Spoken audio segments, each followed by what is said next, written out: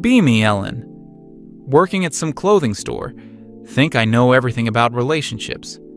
Constantly rolling my eyes at guys and their friendships. Men are just a herd, I'd say to anyone who'd listen.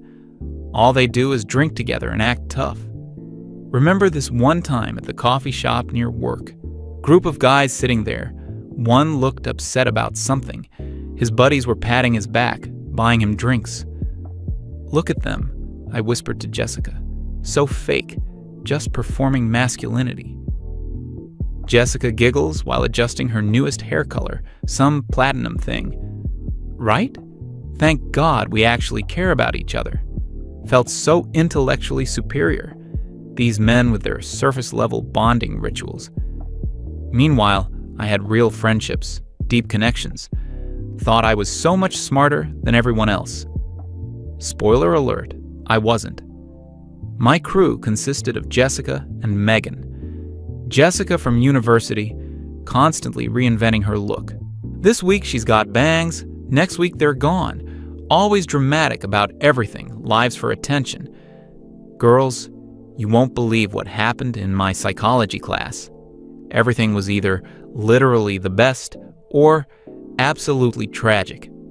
Megan worked some office job, never really specified what. Had this way of looking at people like she's calculating their worth, spoke in measured tones, every word deliberate. That's interesting, she'd say when she disagreed. But I thought this was sophistication. Thought we were better than those mindless male groups. Our usual hangout was this trendy cafe downtown, overpriced lattes and pretentious atmosphere, perfect for feeling superior to everyone else. We'd spend hours dissecting other people's lives. Did you see how desperately Sarah from accounting was flirting? Those guys from the gym think they're so cool with their protein shakes. Felt like we were part of some exclusive intellectual circle. Jessica would document everything on her phone. This lighting is perfect for my story. Megan would make dry observations about human behavior. People are so predictable in their insecurities. I'd orchestrate most conversations, feeling like the leader, the one who really understood how shallow everyone else was. We had this running joke about male friendships whenever we'd see groups of guys together. Bet they're talking about sports and beer, probably planning their next fishing trip where they'll grunt at each other. Jessica would do impressions, dumbing down her voice. Bro, that was so sick, bro. Megan would add clinical commentary. They bond through shared activities because they lack emotional intelligence. I'd feel so validated in my superiority. We were different, we were deeper. We talked about real things, feelings, relationships, not like those cavemen who just wanted to watch games together. Thought our friendship was unbreakable. We'd make elaborate plans weeks in advance, shopping marathons where we'd critique everyone's fashion choices, movie nights where we'd analyze every character's psychological motivations, weekend brunches that lasted 4 hours minimum. We'll always have each other, Jessica would declare dramatically, usually while taking a selfie with her new hair. Unlike men who abandon each other the moment it gets real. Megan would nod approvingly. Emotional maturity is unfortunately rare. Felt like we'd cracked some code that everyone else was missing. Our text chain was constantly active. Jessica sending outfit photos every morning. Does this say effortlessly chic or trying too hard? Megan sharing workplace observations. My coworkers' relationship drama is fascinating from a psychological standpoint. I'd contribute stories from the clothing store. Customers trying on clothes they couldn't afford. Couples fighting over spending money. We'd analyze everything to death. Thought this was profound friendship. Way more meaningful than guys talking about their weekend plans. Started noticing small changes, but ignored them. Jessica taking longer to respond to messages. When she did reply, shorter responses. Less enthusiasm about our plans. Megan's observations becoming more pointed. Some people really do overshare, don't they? Felt directed at me, but couldn't be sure. When we met up, conversations felt different. Less supportive validation, more subtle judgment. Jessica more interested in her phone than our discussion. Megan's calculating stare lingering longer on me, but convinced myself it was temporary stress. Work pressure, school deadlines, life getting complicated. Surely our deep connection could weather minor bumps. Then everything in my life started crumbling simultaneously. Work became a nightmare. Manager constantly criticizing my sales performance. Ellen, your numbers are concerning. We need to see improvement. Family drama exploded over some inheritance issue. Felt overwhelmed, drowning in problems I couldn't solve alone. Naturally turned to my support system. These amazing friends who were so much better than shallow male relationships. Surely they'd prove how superior female friendship really was. Prepared to be validated in all my beliefs about deep emotional connections. Texted Jessica first, heart pounding with anxiety. Having the worst week ever? Really need to talk to someone. Watch the message go from delivered to read. Hours pass, nothing. Finally get back a brief response. Ugh, that sucks. Super busy with this group project though. Group project she'd never mentioned before. Tried again the next day. Seriously struggling. Could really use my best friend right now. Sorry, babe. Professor assigned like 3 papers this week. But her social media told a different story. Pictures from some house party, laughing with people I'd never seen. Videos of her trying on clothes at expensive stores. Apparently had plenty of time for fun, just not for me. Turned to Megan, hoping for her analytical insight. Going through some serious stuff. Would love to get your perspective. Waited anxiously for her measured, thoughtful response. Got back clinical detachment instead. Sorry, Ellen, dealing with my own workplace politics right now.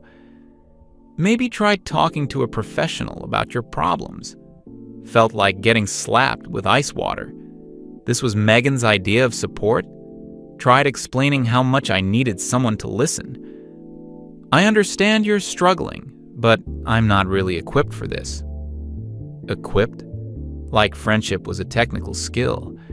Meanwhile, seeing her check-ins in restaurants I couldn't afford. Weekend trips she'd never mentioned planning. Clearly had time and energy, just not for me. Desperation mode activated. Started calling instead of texting, hoping for real connection. Jessica's voicemail every time. Hey girl, leave a message and I'll get back to you when I can. Spoiler, she never did. Tried showing up at places I knew they'd be. Cafe where we used to meet regularly. Jessica there with different people, styling her latest hair transformation.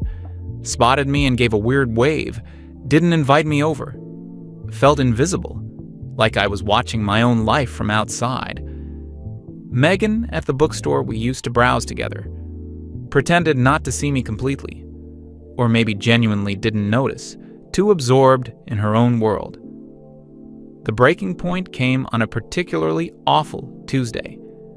Boss pulled me aside again about performance issues. Threatened my job security and corporate speak. Family situation reached peak toxicity. Felt like I was drowning in problems. Called Jessica, genuinely sobbing. Actually picked up this time, miracle. Ellen, what's wrong? Sounded annoyed, not concerned. Could hear music and laughter in the background. I'm falling apart. Everything's going wrong. I just need someone to talk to. Look, I get that you're going through stuff, but honestly, pause. Muffled conversation with someone else. We all have problems. You can't just dump everything on other people. Felt like she'd punched me through the phone. Dump everything? I'm asking my best friend for support. I'm not your therapist, Ellen. Figure it out. Hung up on me. Sat there, staring at my phone in complete shock. Tried Megan one last desperate time. I know you said you're busy, but I'm really struggling with some serious issues. And I wouldn't be reaching out if I didn't genuinely need help. Her response came back quickly for once. Ellen, I think you might be going through something that requires professional help. I'm not qualified to deal with this level of emotional intensity. Perhaps it would be better if you spoke to a counselor. Clinical, detached, like I was a case study. Not a friend who'd spent months sharing intimate details of our lives. Realized she'd been evaluating me this whole time, not connecting, just observing like I was entertainment. Sat alone in my apartment that night, scrolling through months of text conversations, looking for signs I'd missed. Realized our deep friendships had been completely one-sided. I'd been doing most of the emotional labor, asking about their lives, remembering details, offering support. They'd been taking notes, not taking part.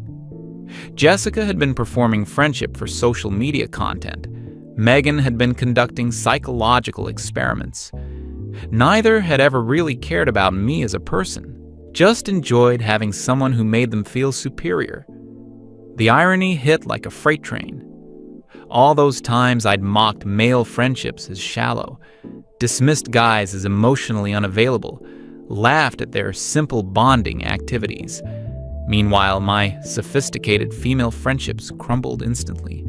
The moment I actually needed something real, those guys I'd ridiculed stuck by each other through genuine crises, helped each other move, covered shifts when someone was sick, showed up without being asked when things got tough, while my enlightened girlfriends vanished at the first sign of actual problems. Completely alone now. No Jessica with her constant hair changes and desperate attention-seeking. No Megan with her cold analysis and superior attitude. Just me and the crushing realization that I'd been totally wrong. About friendship, about gender differences, about human nature. Everything I'd believed about myself and my relationships was built on lies. Next few weeks were brutal. Avoided all the places where I might run into Jessica or Megan. Couldn't handle seeing them living their best lives while I was falling apart. Work situation got worse. Manager basically put me on probation. Ellen, we need to see dramatic improvement, or we'll have to make changes.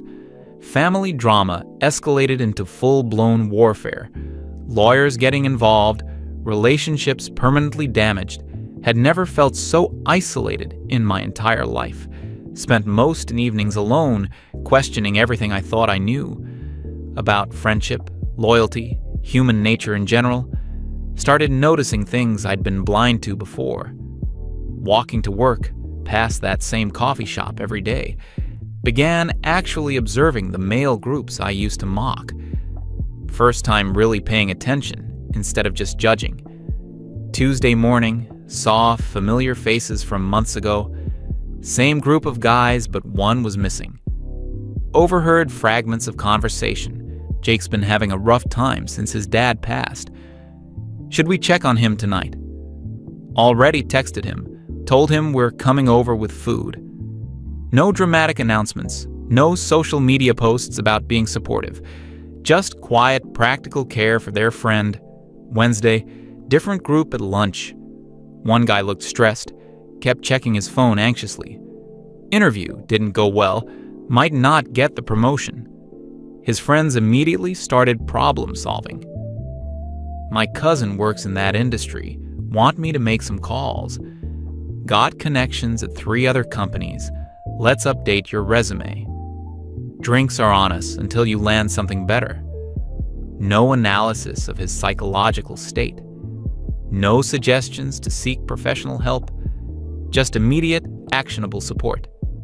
Began watching more carefully over the following days. Group of guys from the gym I'd always dismissed as meatheads. One hadn't shown up for workouts in over a week. His buddies went to his apartment to check on him. Found out he'd been struggling with depression. Didn't lecture him about mental health awareness. Didn't make it about themselves or their own experiences. Just showed up consistently, every day, until he was ready to come back. No fanfare, no expecting gratitude, genuine concern translated into reliable presence. Contrast became painfully obvious. Remembered when Jessica's boyfriend broke up with her 6 months ago. She'd made it into a 3-week social media drama. Constant posts about healing journey and self-love.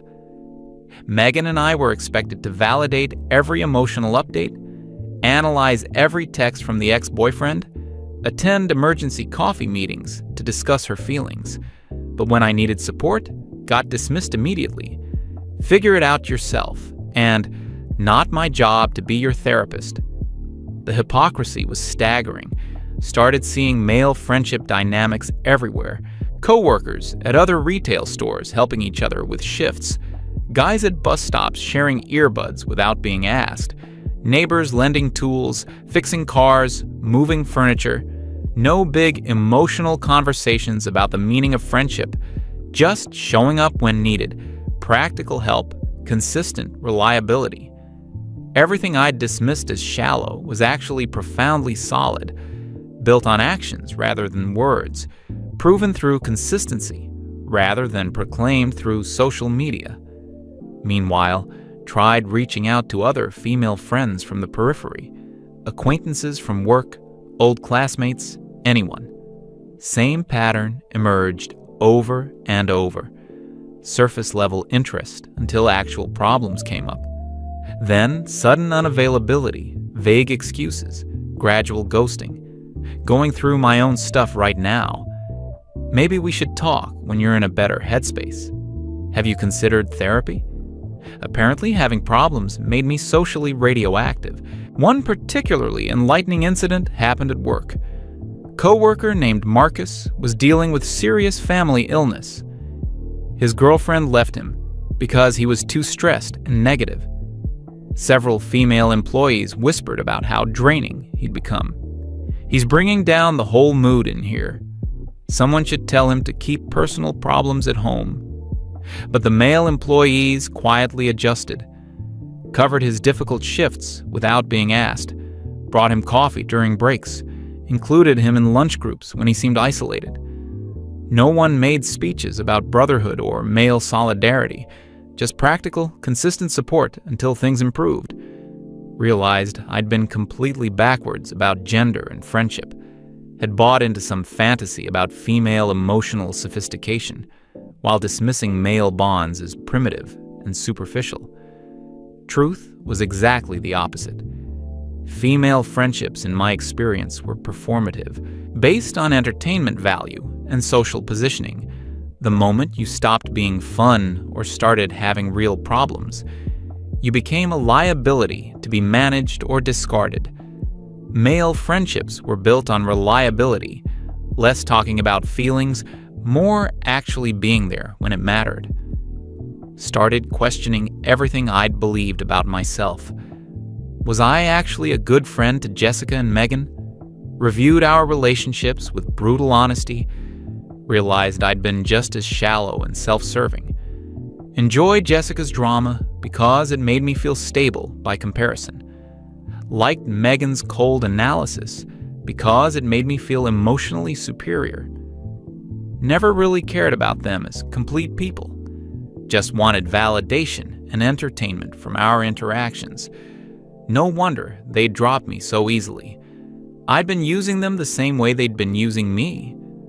The revelation was humbling and devastating. Everything I'd mocked about male friendship was what I desperately needed.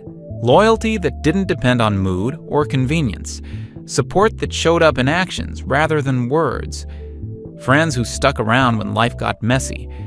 Instead, I'd chosen relationships based on wit and sophistication. People who made me feel intellectually superior. Bonds that crumbled the moment they required actual sacrifice. Watching those guys at the coffee shop became a daily ritual. They weren't having deep psychological discussions. Mostly talked about work, sports, random observations. But when one was struggling, the others adjusted naturally. Picked up extra tabs, included him in plans, checked in regularly. No dramatic interventions or emotional processing sessions. Just quiet, consistent presence until things improved. The kind of friendship I'd never experienced, but desperately wanted. Began to understand why my relationships always felt unstable. Had prioritized cleverness over character. Chosen friends who entertained me, rather than ones who'd support me. Valued people who made me feel superior, rather than ones who challenged me to be better. Confused emotional intensity with emotional maturity. Mistook psychological analysis for genuine care. Built friendships on judgment of others, rather than acceptance of each other. Most painful realization was about my own behavior. Remembered times when Jessica or Megan had tried to share real problems. Jessica's anxiety about her future after graduation. Megan's struggles with workplace discrimination. I'd responded with surface-level sympathy, then quickly redirected conversations back to more entertaining topics. Never offered practical help or consistent check-ins. Just wanted to get through the uncomfortable parts. Returned to our usual routine of mocking other people, sitting alone in that coffee shop one evening, watching the same group of guys include a newcomer seamlessly. Guy looked lonely, clearly didn't know anyone. They just started talking to him about the game on TV. Within an hour, he was part of the conversation. No background checks, no evaluation period. Just basic human decency and inclusion. Realized I'd never seen female groups do this. Women tended to be more exclusive, more judgmental about newcomers. Required extensive vetting before acceptance. Contrast hit me like cold water. Male friendships I'd dismissed as simple were actually generous. They didn't require constant emotional labor to maintain. Weren't based on sharing secrets or analyzing personalities, built on shared activities and mutual reliability. When problems arose, they responded with practical help, not amateur therapy sessions or dramatic emotional processing. Just showed up, helped out, and kept showing up until things improved. Started feeling genuine envy watching these relationships. The ease of interaction, the lack of hidden agendas. No one was performing friendship for social credit. No one was documenting their loyalty for social media. Just people who enjoyed each other's company and took care of each other when needed. Everything I thought I wanted from Jessica and Megan, but had never actually experienced. Final wake-up call came unexpectedly. Ran into Jessica at the mall, couldn't avoid the encounter. She was with new friends, different crowd entirely. Barely acknowledged me, clearly uncomfortable. "Oh, hey Ellen, how are things?" Tone suggested she didn't actually want to know. New friends, looking at me like I was interrupting something important. Conversation lasted maybe 2 minutes before she made excuses. "Great seeing you. We should definitely catch up soon." Universal code for never contact me again. Watched her walk away laughing with people who'd replaced me. Realized I'd been just as replaceable to her as she was becoming to me. Walking home, past the coffee shop one more time. Same group of guys, but now I saw them completely differently. Not as shallow bros performing masculinity, but as people who'd figured out something I'd missed entirely. How to build relationships based on reliability rather than entertainment. How to support each other without making it about themselves. How to be present without being dramatic about it. Everything I'd thought was primitive was actually sophisticated. Everything I'd thought was shallow was actually deep. Got home and looked at myself honestly for the first time. Admitted I'd been wrong about almost everything. Wrong about friendship, wrong about gender dynamics, wrong about what mattered in relationships. Spent years feeling superior to people who were actually better at human connection. Mocked bonds that were stronger than anything I'd ever experienced. Built my identity on being smarter than everyone else. while completely missing the point of what friendship actually meant. Deleted Jessica and Megan's numbers from my phone, not out of anger, but out of acceptance. We'd never been real friends anyway, just people using each other for validation and entertainment. They'd moved on because that's what people do. When the entertainment value runs out, couldn't even blame them, really. I'd have done the same thing in their position, probably had done the same thing to other people without realizing it. Sat in the silence of my apartment, no constant text chains analyzing other people's lives, no plans to meet up and feel superior to strangers, no performances of sophisticated friendship, just me and the crushing realization that I'd wasted years pursuing relationships that were fundamentally hollow, while dismissing the kind of friendship I actually needed, the kind those guys at the coffee shop had figured out intuitively. Simple, reliable, and real,